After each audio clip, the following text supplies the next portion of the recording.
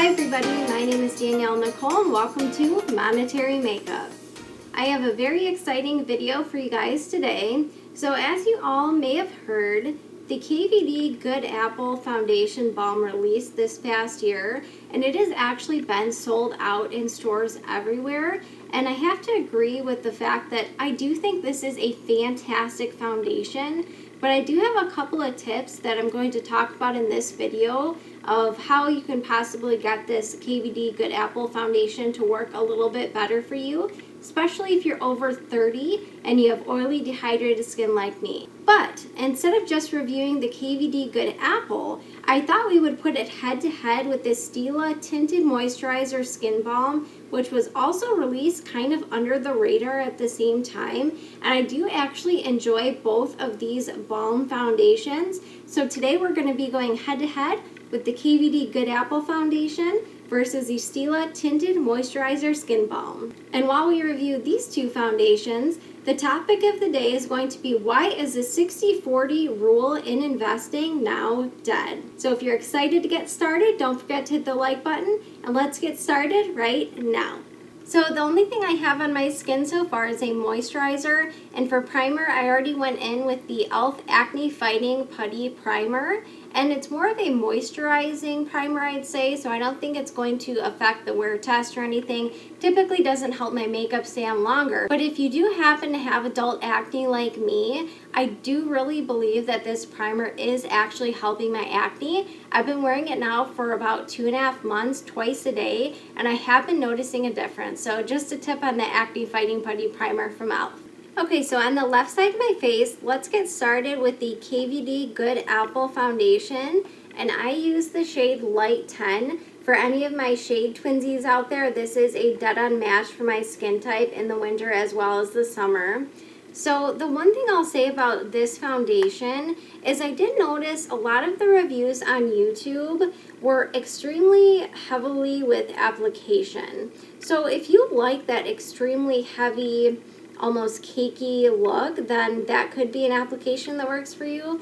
But I'm a busy mom, busy woman, and I really like to have more of that kind of natural foundation look. So I find the best application for this foundation is to go in with a damp sponge. And the one I'm going to be using today is from Shop Miss A. It's only $1, maybe $2 at the most. And I definitely make sure it is well dampened, because I find when the sponge is dry, or if you wet it, say, 10 or 20 minutes ago, it starts to dry. So one of my tips is to start off with this being a little bit more damp than you may typically use. Okay, so my next tip is when you start to dip into this foundation, I start off with a very light application. So what you're going to find by the end of this video is that it does not look heavy or cakey, because I'm able to apply it in such a light way. So I get more of a light, semi-dewy coverage with this foundation by using this technique. Okay, so I'm going to go ahead and just get started with blending a little bit of this KVD Foundation Good Apple Balm on my left side. And I do start off using this foundation on my forehead, and I kind of work my way down. Okay, so another trick for this foundation with the KVD is I just tap very lightly into it, and I do one little section at a time. I find that because this is so creamy, if for any of you who have not tried this foundation yet, if you were to push your finger in here, it would completely go into the foundation. So because it's super creamy, I find working in smaller sections at a time really makes a big difference. So I'm going to start off blending this in my nose, or on my nose, and the rest of my cheeks. Now this foundation is actually extremely full coverage, so I guess that's why I like it, because if you go in with a damp sponge, you really can get a light application. But if you are interested in more of a full coverage, then if you go in with a brush, this KVD foundation will literally cover all of your sins.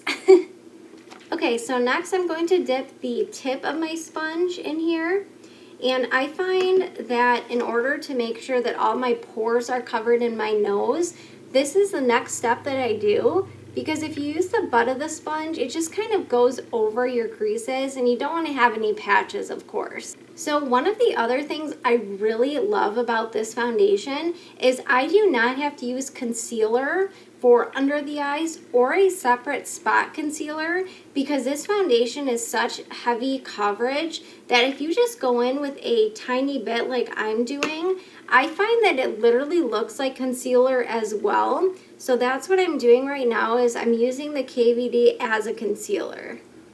So just like I did with my under eyes, I'm just going to dip the tip of my sponge, and I do have a breakout on my face right here. So this foundation is so great because it's a multi-purpose. So again, if you need to do any sort of spot concealing, just dip your sponge just like I did with the tip, and you can literally just go in and cover all those spots. So it's almost like a 3-in-1 product in my opinion.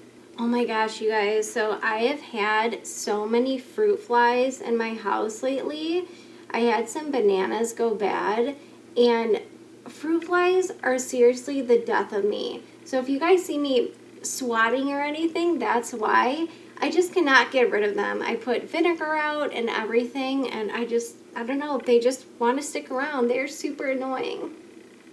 Okay, so I just finished applying the KVD Good Apple Balm on my left side, and hopefully you guys can see as I come up close. Do you guys see how natural the finish is? I know a lot of the reviews online show it extremely heavy and cakey, but I really believe those couple of tips on how you apply with application, use an extra damp sponge, and just work in small sections with a very light, just a very light dip into the product. I think it makes this foundation look beautiful, but you can also use it as concealer and as spot concealing. So if you're looking for kind of an all-in-one foundation, I really do recommend this KVD. Okay, so on the right side of my face, I'm going to go in with this Stila Tinted Moisturizer Skin Balm. Did you guys even know they released this? I feel like it kind of fell under the radar because there were so many skin balms that came out on top of it. So I do find that if you apply these in the way that I'm going to talk about in this video, they do look pretty similar, but we're going to use two different applications. So on the KVD, we went in with a damp sponge, but I do find the best way to apply this Stila Tinted Balm is with a foundation brush. This is a much lighter coverage, more of like a tinted moisturizer, kind of like the Wet n Wild, I'd say, but it's super easy to apply. So I'm going to take my Shot Miss A AOA brush in number F2. I talk about this brush all the time. It's literally $1 and it performs so well. So I'm just going to dip in and get a little bit of product, and this is in the shade 2, in case any of my shade twinsies out there were wondering. And we're going to start to apply. So I do find this skin balm works very similarly to the KVD, where I find that if you take a little bit on your brush at a time and work in sections, that's where you really do get the best application with this, in my opinion. So I'm going to take this on my eyes, which I typically don't do. You guys know I cannot live without my $5 e.l.f. Putty Eye Primer. But just because we're comparing the two, I wanted to see how they would work as a concealer just like the KVD does. So let's get a little bit more and finish blending this out. Okay, so both of these blend out very quick, very easy. So just to show you a comparison, so once again, on my left side the KVD and on my right side the Stila. Let me come up close so you guys can see my skin. So in real life, when I'm looking at my mirror, you definitely cannot tell. I don't think that I have foundation on. It just gives a nice kind of natural leaning dewy sheen on both sides. So far you guys are going to have to tell me in the comment section down below, do you guys see a difference? Because as of right now, I really don't. I think they both look pretty similarly. Okay, I'm going to finish up the rest of my makeup and I'll be right back. Okay, you guys, so it is swatch time. So we're going to start off with the Stila Balm in the shade 2.0, which is more of a cool undertone. And I just wanted to show you guys the texture. You can really dig your finger into this and it's not going to really leave an indent or anything. So it's a much more hard texture. So this is the shade 2.0. I'm going to get a little bit more just so that way you guys can see the undertone a little bit better. Okay, so that's 2.0. Now with the KVD, all you have to do is barely dip your finger in. See how much product I got and I barely touched it? So that's the main difference on the consistency. And then this is in the shade Light 010. So the KVD is just a little bit darker, but they both are a perfect match for me. So hopefully these two swatches are helpful for you guys. Okay, you guys, so I just finished the rest of my makeup and everything went on beautifully. Blush, highlighter, I didn't notice any of the foundations picking up on either side. So far so good. So just to give you guys a close-up of what the KVD looks like on this side versus the Stila Tinted Balm. Let me zoom in here a little bit. So this is KVD and this is Stila. So the one difference I would say is that the Stila Tinted Balm so far, you cannot build this up quite as much as you can with the KVD. So far if you're looking for more of a tinted moisturizer, kind of a natural glowy sheen, this is definitely a great product. As I said, it kind of got released under the radar. But if you're looking for more of a light to full coverage foundation that can also be used to spot conceal and use as concealer, then I would say go with this one. You can still use the Stila to spot conceal and use under the eyes for concealer, but I just noticed more coverage with this one. So at this point, I'd say it's a matter of preference, but both so far are looking beautifully. All right, next let's cut into the topic of the day. Okay, you guys, so this is going to be a very quick topic of the day. So I mentioned the 60-40 rule, and the 60-40 rule actually goes hand in hand with a previous video I just did where I talked about the 4% rule. So I will link that video right up here. But basically in finance, there's a rule that goes that 60% of your investments should be in equities and 40% should be in some sort of secure fund such as a bond. So what the biggest downside to this 60-40% rule is right now is that a lot of people associate bonds as being a safe investment. And yes, and when you're comparing them to an equity, in hindsight, yes, typically equities are more or can be higher risk than bonds.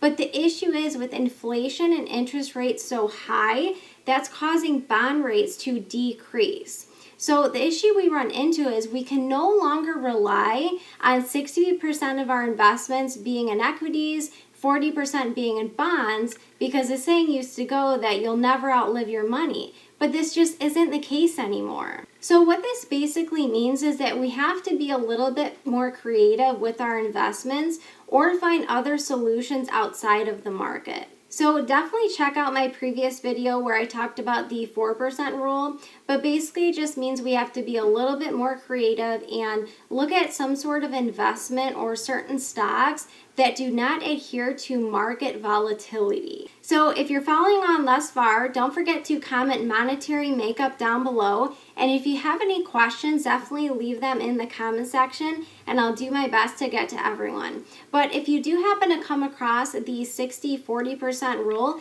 just know that that isn't really the case anymore to rely on as an investment strategy. Okay, you guys, hopefully the topic of the day was helpful for you guys. I had an extremely busy day. I was at the store getting ready for my daughter going back to school, so had to do a little bit of school shopping, and all in all, it was just a busy holiday weekend. I hope you guys also had a great holiday weekend as well. So just to give you guys a close-up, I've had my makeup on now for almost 10 hours, so like I said, a long day. So let me zoom you guys in a little bit. So once again, KVD on my left side, the Good Apple, and the Stila foundation on my right. So I know there were other foundations that were coming across as dupes for the KVD. I don't think a lot of those were. I know there was a drugstore one. I think it was from Milani or something. I tried that and I just honestly don't think it's a dupe. And I actually don't think the Stila is a dupe either. But if you do like balm foundations and the KVD just didn't work out for you and you are looking for an alternative, I really do love both of these foundations, but Stila is just a little bit more lighter coverage. So once again, KVD on this side. So they both held up beautifully, I have to say. I'm not really noticing a huge difference on either side, and I hope those tips were helpful for you guys with the KVD foundation, using a damp sponge and all those tips I mentioned. So I just want to thank you guys so much for watching. I hope you really enjoyed the video, and I'll see you guys on my next one. Bye guys!